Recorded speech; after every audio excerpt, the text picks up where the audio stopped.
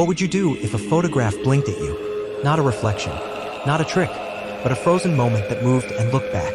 That's what happened to Alan. And now he's gone. Alan never believed in ghosts. Not demons. Not spirits.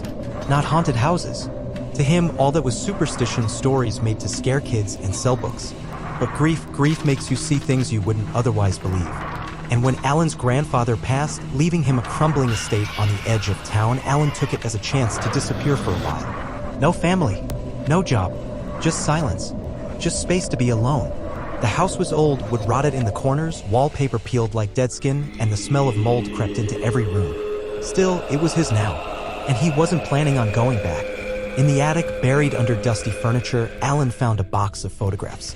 Dozens of them, black and white, curled at the edges, faded by time. Mostly family portraits.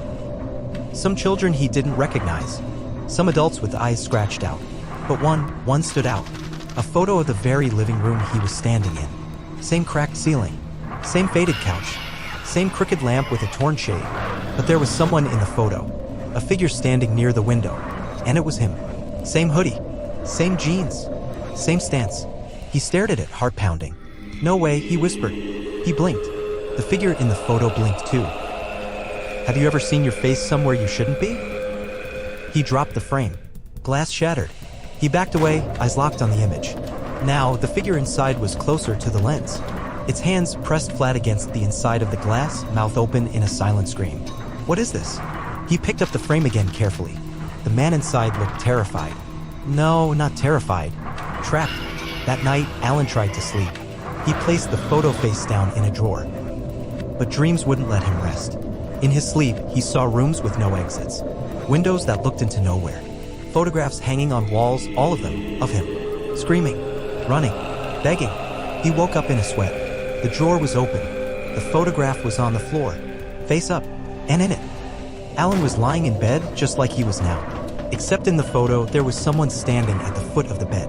He sat up fast. No one there, but the air was colder. Still, heavy. He ran back to the attic, pulled the other photos from the box. One by one, each of them changed. His face began to appear in all of them. Sometimes smiling, sometimes crying, sometimes bleeding. And then he saw something worse. Behind him, in every photo, a figure, dressed in black, tall, faceless. Closer in each shot, he turned around. The room was empty, but he heard it. A whisper. You shouldn't have looked. The voice was his own. Comment below if you've ever had a dream.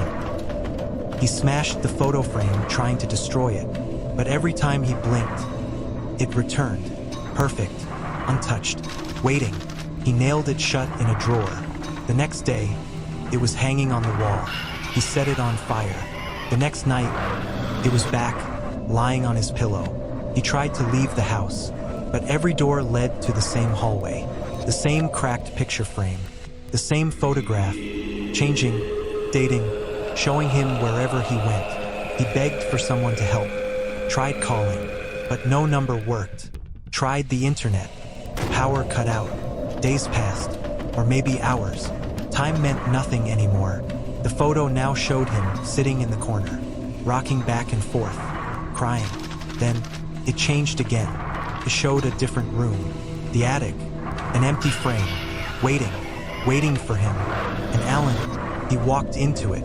The next day, a neighbor came to check on the house. They found no one, but on the attic floor lay a fresh photograph. It showed the room, and a man in the corner, mouth open, eyes bleeding, and if you stared long enough, he blinked.